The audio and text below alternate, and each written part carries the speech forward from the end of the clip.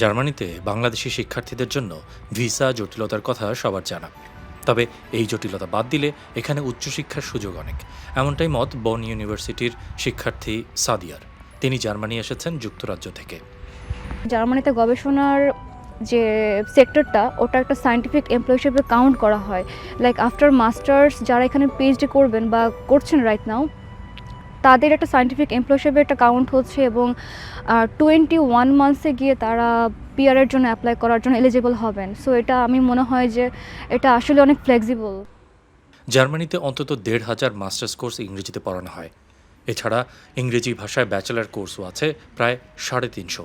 বিনা খরচে পড়া যায় অনেক কোর্সে। রয়েছে ডিএএডির মতো বিভিন্ন স্কলারশিপের সুযোগ। আমি বলবো যে স্টুডেন্ট থাকা অবস্থায় যে জবের অপরচুনিটি আফটার লেখা ডিগ্রি অপরচুনিটি আরও অনেক বেশি। ওকে, প্রচুর, মানে এখানে শুধুমাত্র তারা যোগ্য লোকের অভাবে, হয়তো আপনি দেখছেন যে বাংলাদেশ থেকেও এখন অনেক কী বলে নতুন ভিসার চালু করছে, জব সার্চিং ভিসা। এটার কারণ হচ্ছে যে এখানে প্রচুর দক্ষ জনশক্তির অভাব আছে।